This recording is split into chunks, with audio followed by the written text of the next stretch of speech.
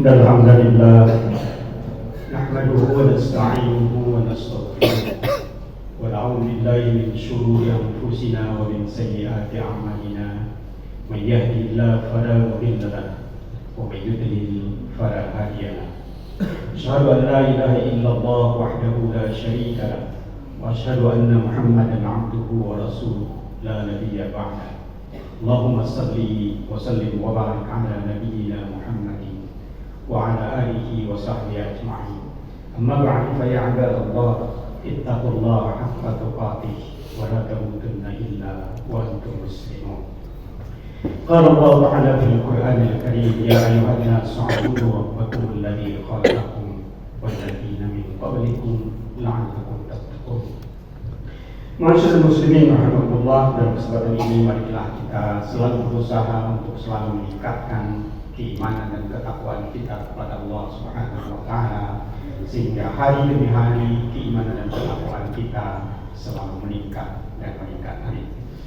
Masyaallah muslimin rahimakumullah, pada saatnya nanti setelah kematian dan setelah kita dibangkitkan dari alam kubur, kita akan mengamati, kita akan menemui hari pertimbangan di mana kita akan ditimbang segala kebaikan dan kesalahan kita, segala dosa dan pahala.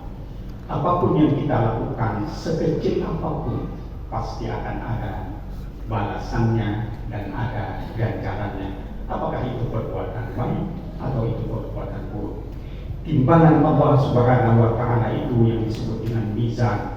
Dalam sebuah hadis disebutkan bahwa dia mampu menimbang bumi dan langit. Di betapa besar timbangan itu, yang mampu menimbang bumi dan seluruh langit ini. Tapi dia juga mampu menimbang debu yang terbang sekecil apapun. Begitu sensitifnya timbangan itu. Bapak Ibu hadirin sekalian, ma'asyiral muslimin rahimakumullah, di dalam beribadah berhubungan dengan timbangan kebaikan dan kejahatan itu tadi, maka kita perlu mencari dalil-dalil yang mengatakan dengan jelas ada ibadah-ibadah yang menurut Allah Subhanahu wa taala atau Rasulnya mempunyai pahala yang sangat besar. Salah satunya adalah apa yang diriwayatkan oleh Ummul Mukminin Aisyah radhiyallahu anha. Salat al-fajri khairun minad dunya wa ma fiha. Salat fajar 2 rakaat salat fajar maksudnya adalah salat qabliyah subuh, 2 rakaat qabliyah subuh lebih baik daripada dunia dan isinya. Dunia dan isinya dengan seluruh gemerlap, ada tahta, ada harta, ada wanita, ada jabatan dan sebagainya ini dibandingkan dengan 2 rakaat sebelum subuh lebih baik 2 rakaat sebelum subuh. Kenapa? Karena 2 rakaat sebelum subuh nantinya akan kita bawa di akhirat dan ganjarannya akan selama-lamanya. Sementara dunia dan isinya ini akan kita tinggalkan atau dia yang meninggalkan kita. Sifat dunia hanya 2, apakah kita yang meninggalkannya atau dia yang meninggalkan kita. Pasti tidak selamanya. Tapi amal ibadah sekecil apapun akan kita bawa di akhirat nanti dan itu bersifat kekal selama-lamanya. Jadi ibaratkan kalau kita minum susu cuma hanya 1 kali, daripada minum air putih tapi bisa seumur hidup. Jadi tentu kita akan memilih air putih karena kita bisa minum seumur hidup daripada minum susu hanya sekali. Tetapi ini sebaliknya, justru minum susu atau minum apa saja boleh seumur hidup, minum air putih hanya sekali.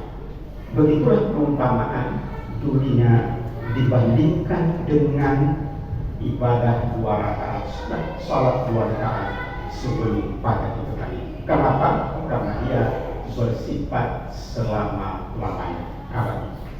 Masyaallah muslimin rahmatullah, oleh karena itu kita usahakan jangan sampai ketinggalan 2 rakaat sebelum subuh dalam kondisi apapun. Walaupun misalnya kita sudah terlambat salat subuhnya, salat dulu 2 rakaat. Bahkan Rasulullah SAW pernah melanda untuk menimbulkan hukum. Rasulullah tetap salat 2 rakaat, padahal itu sudah terlambat di luar waktu subuh. Tetap salat 2 rakaat sebelum subuh. Masyaallah muslimin rahmatullah, di antara ibadah yang dituntunkan oleh Rasulullah yang besar sekali pahalanya adalah membaca tasbih. Rasulullah SAW bersabda dalam yang sebagaimana yang diriwayatkan oleh Abu Hurairah, kalimatani khafifatani fil lisan wa saqalani fil mizan wa habani fil ila rahman. 2 kalimat yang sangat ringan di lisan tapi sangat berat dalam timbangan dan sungguh dicintai oleh Ar-Rahman, Allah Subhanahu wa taala. Apa itu? Subhanallah wa bihamdihi subhanallahil azim. Hanya kurang dari mungkin hanya beberapa detik kita baca itu, tapi itu sangat berat nanti dalam timbangan Allah Subhanahu wa taala. Tasbih itu adalah besar dan berat timbangannya. Ketika suatu hari Nabi Sulaiman alaihissalam yang terkenal sebagai raja dunia, yang Nabi Sulaiman meminta kepada Allah tidak ada satu raja pun nanti sesudahnya, karena dia menguasai jin, menguasai binatang, menguasai angin dan sebagainya. Tidak ada raja dunia setelah Nabi Sulaiman yang bisa menguasai itu, dan itu dikabulkan oleh Allah. Suatu hari dia berjalan-jalan melihat rakyat-rakyatnya, lalu terdengar suara subhanallah. Nabi Sulaiman menyuruh angin, di dalam Al-Quran disebutkan, untuk menemui asal suara itu. Maka angin mengantarkan Nabi Sulaiman dan tiba-tiba sudah berada di depan pemuda itu. Ternyata pemuda itu adalah seorang pengembala ternak punya orang lain di balik sebuah gunung yang jauh. Dia berkata, subhanallah, maha suci Allah yang memberikan Nabi Sulaiman suatu kekuasaan yang tidak ada bandingnya. Dia ucapkan subhanallah dan Nabi Sulaiman mendengar.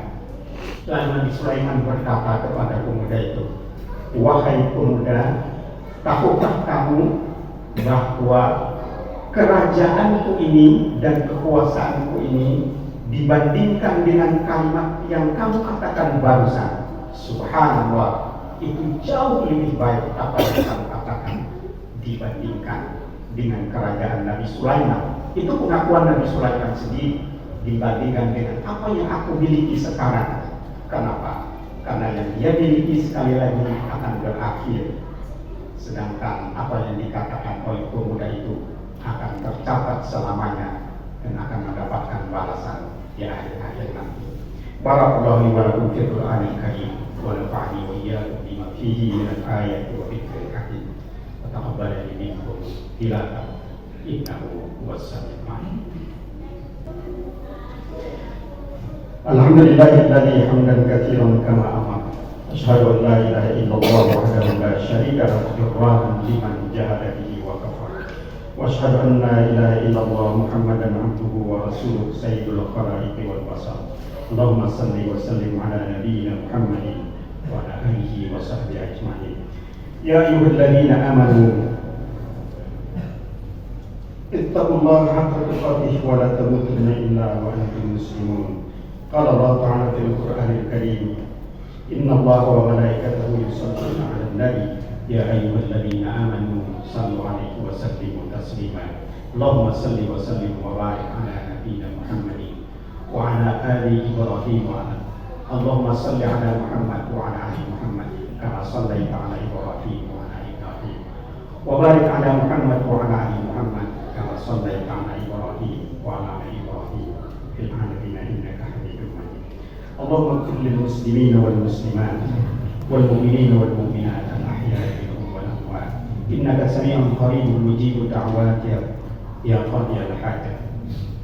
اللهم اصلح لنا ديننا الذي هو عصمة أمورنا، واصلح دنيانا الذي فيها معاشنا، واصلح آخرة الذي إليها معادنا، واجعل الحياة زيادة لنا في كل خير، واجعل الموت راحة لنا من كل شر. ربنا هب لنا من أزواجنا وذرياتنا قرة أعين واجعلنا للمتقين إماما. ربنا سمعنا مناديا ينادي للإيمان أن آمنوا بربكم فآمنا. ربنا فاغفر لنا ذنوبنا وكفر عنا سيئاتنا وتوفنا مع الأبرار. ربنا آتنا في الدنيا حسنة وفي الآخرة حسنة وقنا عذاب النار وادخلنا الجنة مع الأبرار يا عزيز وغفور يا رب العالمين. عباد الله إن الله يأمر بالعدل والإحسان وإيتاء ذي القربى وينهى عن الفحشاء والمنكر والبغي يعظكم لعلكم تذكرون. فاذكروا الله العظيم يذكركم واسألوا من فضله يؤتيكم ولذكر الله أكبر والله يعلم ما تصنعون.